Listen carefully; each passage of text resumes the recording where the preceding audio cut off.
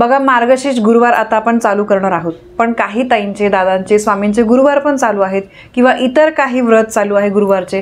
तर मग अशात आपण सेवा कशी करायची, काय करू ताई नक्की कळत नाही. खूप शंका, कुशंका, प्रश्न मला कमेंटद्वारे आलेले आहे. तर त्यामुळे म्हटलं चला यावर एक व्हिडिओज बनवू की जेणेकरून तुमच्या शंकांचं निरसन होईल. बघा, आपण कुठली पण सेवा करतो, व्रत करतो, तर त्यावेळेस आपल्या मनामध्ये कुठेतरी असतं की ही सेवा करताना, व्रत करताना माझ्याकडून नियमांनी झालं पाहिजे, काही चुका व्हायला नको. आणि मग त्यासाठी आपल्याला योग्य माहिती मिळणं हे खूप गरजेचं असतं. तर मला खूप ताईंच्या कमेंट आलेल्या आहे की ताई, माझे स्वामींचे गुरुवार चाललेले आहेत, ऑलरेडी 5वा गुरुवार आहे, 6वा गुरुवार आहे आणि आता पुढच्या आठवड्यापासून मार्गशीर्षचे गुरुवार सुरू होणार आहेत. मला महालक्ष्मीचं पण व्रत करायचं आहे, तर मी कसं करू, ते गुरुवार आणि हे गुरुवार एकत्र कसे करता येतील. बऱ्याच जणांना पडलेला हा प्रश्न आहे. तर सगळ्यात पहिले मी तुम्हाला सांगते की असा जर प्रश्न तुम्हाला पण पडलेला असेल तर प्लीज प्लीज प्लीज विनंती करून व्हिडिओला स्किप न करता पूर्ण बघा, जेणेकरून तुमच्या सगळ्या प्रश्नांची उत्तरं तुम्हाला व्हिडिओमध्येच मिळतील. काय तुम्ही जे कमेंट करता तर त्याचं कधी कधी उत्तर खूप मोठं असतं. तुम्ही विचार करा, प्रत्येकाला एवढं टाईप करून पाठवणं शक्य नसतं. अगदी छोटे 1-2 वाक्याचे असेल तर मी जरूर तुम्हाला रिप्लाय पण करत असते. खूप ताईंचा त्यावर रिप्लाय पण येतो की ताई रिप्लाय दिल्याबद्दल धन्यवाद, पण तुम्ही पण थोडं समजून घ्या. म्हणून जर तुम्हाला पण प्रश्न असतील तर नक्की व्हिडिओ स्किप न करता व्यवस्थित बघा.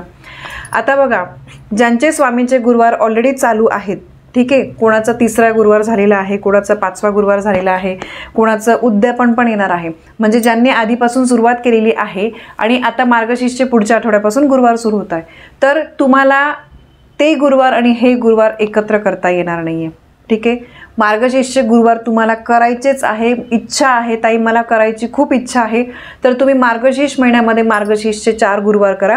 मार्गशीर्षचा 1ला गुरुवार, 2रा गुरुवार, 3रा गुरुवार, 4थ्या गुरुवारी आपलं उद्यापन येतं आहे. ठीक आहे, हे 4 गुरुवार तुम्ही मार्गशीर्षचे गुरुवार करा. त्यात स्वामींचे गुरुवार कन्सिडर होणार नाही, कारण स्वामींचे गुरुवार करत असताना आपण उपवास करून किंवा न उपवास करता पण स्वामी चरित्र सारामृताची सेवा करतो, बरोबर. आणि माता लक्ष्मीचे, हे महालक्ष्मीचं व्रत करताना, गुरुवार करताना आपण महालक्ष्मी महात्म्य वाचत असतो. दोघांची सेवा ही वेगवेगळी आहे, व्रत दोघं वेगवेगळे आहे. त्यामुळे जेव्हा तुम्ही मार्गशीर्षचे गुरुवार करताय तर त्यामध्ये स्वामींचे गुरुवार काउंट करता येणार नाही, गृहीत धरता येणार नाही. पण ह्या गुरुवारी पण तुम्हाला स्वामींची जी तुम्ही सेवा करताय ती तुम्हाला सेवा करावी लागेल. उपवास तो तुमचा होणारच आहे, तुम्ही सेवा करू शकतात सेवेमध्ये, कारण खंड नका पडू देऊ. ठीक आहे, तुम्ही सकाळी स्वामींची सेवा करा आणि संध्याकाळी महालक्ष्मीचं व्रत करा, किंवा तुम्ही सकाळी महालक्ष्मी महात्म्य वाचा, महालक्ष्मीची आपण जी गुरुवारची करणार आहोत मार्गशीर्षची ती करा, आणि संध्याकाळी तुम्ही स्वामींचे जे गुरुवार चालू आहे त्याची सेवा करा, चालेल. ठीक आहे, मी म्हणत नाही एकाच बैठकीत दोघं सेवांमध्ये गॅप असू द्या, पण स्वामींचे गुरुवार या मार्गशीर्ष महिन्यामध्ये मग गृहीत धरता येणार नाही. कळालं? सगळ्यात जास्त विचारला गेलेला प्रश्न, तो गुरुवार या मार्गशीर्ष महिन्यामध्ये काउंट करता येणार नाही.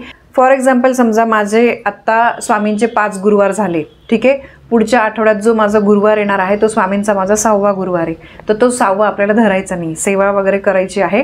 मग हे मार्गशीर्षचे 4 गुरुवार झाल्यानंतर जो गुरुवार येईल पौष महिन्यातला, तर तो मी स्वामींचा 6वा गुरुवार धरेल.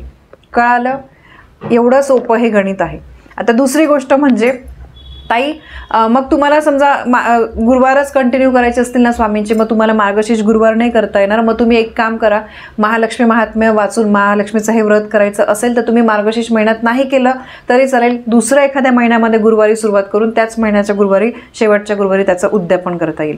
पण मार्गशीर्ष गुरुवार करण्याला, म्हणजे त्या महिन्यात करण्याला जास्त महत्त्व मानलं जातं, म्हणून खूप जास्त स्त्रिया या महिन्यात करत असतात. मग तुमची इच्छा आहे की तुम्हाला मग ते स्वामींचे गुरुवार कंटिन्यू करायचे आहे की महालक्ष्मी व्रत करून मग पुढे कंटिन्यू करायचे. आता राहिला दुसरा प्रश्न की ताई मी पहिल्यांदा हे व्रत करणार आहे माता लक्ष्मीचं, तर मग मी धरू का? चालेल ताई, धरू शकतात, काही नाही, तुमची मनापासून इच्छा आहे ना, तुम्ही सेवा करू शकतात. आणि दुसरी गोष्ट, ताई मला स्वामींचे गुरुवार करायची इच्छा आहे, अजून मी सुरुवात नाही केलेली, तर मी तुम्हाला विनंती करून सांगेल, मार्गशीर्ष महिन्यात हे माता लक्ष्मीचे गुरुवार करून घ्या आणि मग तुम्ही पुढच्या गुरुवार, म्हणजे पुढच्या महिन्याच्या गुरुवारपासून मग तुम्ही स्वामींचे गुरुवार करायला सुरुवात करा. ठीक आहे, एवढं म्हणजे बघा, सांगायचं एवढंच आहे की दोन्ही उपवास, दोन्ही व्रत, आपण कोणते पण 2 व्रत, हेच 2 असं नाही, बाकी पण इतर तुमचे कुठले व्रत चालले असतील ना, तर ते दोघं एका वेळेस आपल्याला करता येत नाही, कारण आपण एका देवाची सेवा करतो, त्यासाठी आपण उपवास करत असतो आणि मग त्यातच दुसऱ्या देवाची सेवा करतो. मग हे कुठेतरी तुमच्या तरी मनाला पटतंय का? एकदा विचार करून बघा. आणि बघा, काहींचं मला हे पण कमेंट आल्या होत्या की ताई माझे स्वामींचे गुरुवार चालले होते आणि आता या मार्गशीर्ष महिन्यामध्ये उद्यापन येत आहे, तर करू का? तर स्वामींचे गुरुवारच आपल्याला, जर तुम्ही महालक्ष्मीचं व्रत करताय ना, तर तुम्हाला उद्यापन करता येणार नाही, ते तुम्हाला पुढच्या महिन्याच्या गुरुवारी करावं लागेल. आणि समजा तुम्ही महालक्ष्मीचं व्रत करत नाही, स्वामींचे गुरुवारच कंटिन्यू करताय, तर मग तुम्ही गुरुवारी स्वामींच्या गुरुवारचं उद्यापन करू शकता. कळालं? परत सांगते, जर उद्यापन स्वामींच्या गुरुवारचं उद्यापन मार्गशीर्ष महिन्यामध्ये येत असेल तर ते तुम्ही करू शकता. पण केव्हा? जर तुम्ही माता लक्ष्मीचे गुरुवार करत नाही मार्गशीर्षचे, तर तुम्ही करू शकता. जर तुम्ही ते गुरुवार म्हणजे मार्गशीर्ष गुरुवार करताय, तर तुम्हाला स्वामींचे गुरुवार हे पुढच्या महिन्यात त्याचं उद्यापन करावं लागेल, कारण ते गुरुवारच कन्सिडर होणार नाही, काउंट होणार नाही, तर तुम्ही आत्ता उद्यापन करू शकत नाही. तर बघा, वर्षातून एकदाच येणारे हे मार्गशीर्ष महिन्यातलं गुरुवारचं व्रत हे खूप महत्त्वाचं आहे.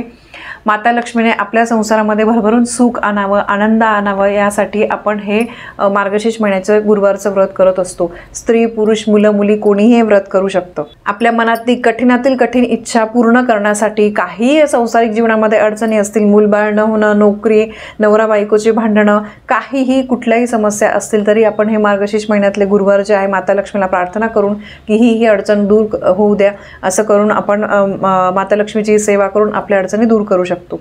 आता दुसरी गोष्ट बघा, मार्गशीर्ष महिन्यातलं समजा तुम्ही स्वामींचे गुरुवार नाही करत आहे, मार्गशीर्ष महिन्यातलं व्रत नाही करत आहे, पण मग काही चुका नका करू, काही नियम पाळले गेले पाहिजे. अगदी सोप्या गोष्टी तुम्ही करा. सगळ्यात पहिले मांसाहार करू नका, कारण ते खूप महत्त्वाचं आहे. कारण मांसाहार केल्यामुळे बघा, एकतर आपण सेवा करत नाही, व्रत करत नाही, त्यात अशा चुका करतोय, कुठे ना या गोष्टी चुकीच्या आहे. आणि मग आपल्यावर मग वाईट, बघा माणूस आहे त्याच्यावर वाईट दिवस पण येतात, चांगले दिवस पण येतात, पण नेहमीच वाईट दिवस येत गेले ना, मग कुठेतरी आपण पूर्ण खचून जातो, आपलं आयुष्य जे आहे ते पूर्ण वेस्ट जातं. तर त्यामुळे असं नको. सुखानंतर दुःख, दुःखानंतर सुख आलं ना, सुखाची पण किंमत कळते, दुःखाची पण किंमत कळते. म्हणून काही गोष्टी, काही चुका आपल्या हातून होऊ नका देऊ. मांसाहार प्लीज करू नका. घरामध्ये भांडणे कटकटी होऊ नका देऊ. घरातली स्त्री माता लक्ष्मी स्वरूप असते, त्यामुळे स्त्रीला शिव्या शाप देणं हे कधीच करू नये. मार्गशीर्ष महिन्यात तर नाहीच नाही. एका स्त्रीला शिवी देणं, कुमारिकेला शिव्या देणं म्हणजे देवीला शिव्या देण्यासारखं असतं. आणि कधी पण टाळी एका हाताने वाजत नाही. त्यामुळे लक्षात ठेवा, तुम्ही घरामध्ये शांतीचं वातावरण ठेवा. बोलताना चुकीचे शब्द वापरू नका. घरामध्ये स्तोत्र मंत्र नेहमी लावून ठेवा. रोज सकाळी उंबरठ्याची पूजा करा, सूर्याला अर्घ्य द्या, उंबरठ्याला दिवा अगरबत्ती ओळा, मुख्य दरवाजाची काळजी घ्या, स्वस्तिक वगैरे काढा. या गोष्टी आपल्याकडून झाल्या पाहिजे. कारण बघा, आपल्याकडून एका साईडला सेवा होत नाही ना, मग अशा छान गोष्टी करून आपल्या मनाला पण छान वाटतं की ठीक आहे, सेवा नाही झाली पण मी या गोष्टी करते, त्याचा आपल्याला आनंद मिळतो. आणि तुम्ही बघा, उंबरठ्यावर दर गुरुवारी तुम्ही झेंडूचे फुलं ठेवा, आंब्याचं तोरण लावा. संपूर्ण महिनाभर तुम्ही ही गोष्ट करा. दररोज देवांची आंघोळ घाला. जमेल तेवढ्या गोष्टी तुम्ही शुक्रवारी, मंगळवारी किंवा गुरुवारी श्रीयंत्र असेल, माता लक्ष्मीचे मूर्ती असेल, त्याच्यावर तुम्ही कुंकुमार्चन करा. कोणाचाही अपमान करू नका, कोणाला फसवू नका, या गोष्टी नक्की लक्षात ठेवा. आणि महत्त्वाचं म्हणजे दान नक्की करा. गरजूंना दान केलंच गेलं पाहिजे. अमुक एक दिवशी आपण दान केलं ना, तर त्याचं कुठे ना कुठे पुण्य आपल्याला मिळतं.